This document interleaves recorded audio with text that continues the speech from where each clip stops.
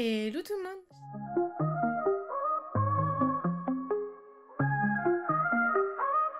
J'espère que vous allez bien, en tout cas moi ça va. Aujourd'hui on se retrouve pour une nouvelle vidéo Stardew Valley qui n'est pas un tuto cette fois-ci. J'avais envie de faire une petite vidéo des coins qu'on oublie facilement sur Stardew Valley, ou en tout cas qu'on utilise peu alors qu'en vrai ils sont plutôt cool. Bon, moi je trouve que Stardew Valley c'est un jeu typiquement où il y a chaque détail à son importance et réfléchi. Finalement, je trouve ce jeu incroyable.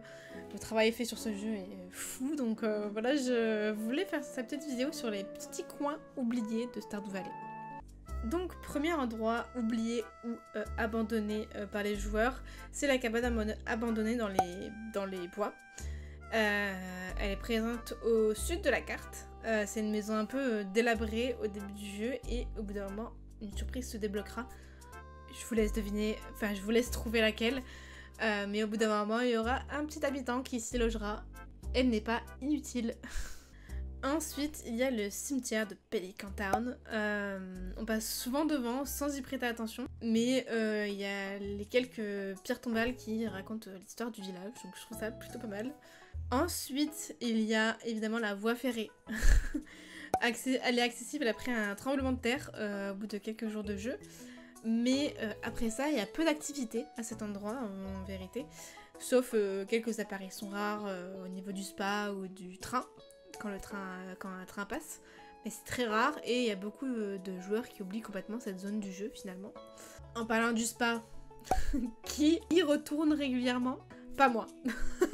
Alors franchement le spa c'est un excellent moyen de récupérer de l'énergie gratuitement, surtout quand on est au début de partie. N'hésitez pas à aller faire un petit tour au spa, à vous baigner et à récupérer de l'énergie gratuitement finalement. De même le tunnel à droite du bus, ultra discret, personne ne s'y aventure.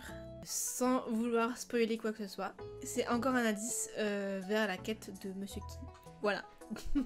La plupart des joueurs ils passent sans vraiment remarquer quoi que ce soit, et pourtant... Et de même, une fois que vous avez agrandi votre maison au maximum, le sous-sol de votre maison, beaucoup oublient d'y installer des tonneaux et de l'utiliser à bon escient pour vous faire plus d'argent. Donc installez-y des tonneaux, installez-y des jarres aussi si vous voulez, ou installez-y de quoi y faire vieillir du vin, y faire vieillir le fromage, et ça vous fera tellement plus d'argent. Donc voilà, prenez le temps de le faire, et puis une fois que ce sera installé, vous n'aurez plus qu'un. Et voilà, dites-moi si vous connaissez déjà ces lieux et si vous les utilisez régulièrement. Dites-moi en commentaire selon vous le coin le plus inutile du jeu, selon vous, ou celui que vous voudrez voir améliorer ou avoir plus d'utilité. Si cette vidéo vous a plu, n'hésitez pas à laisser un like, à activer la cloche et à vous abonner. Je vous fais à tous de gros bisous, et puis je vous dis à la prochaine. Bye.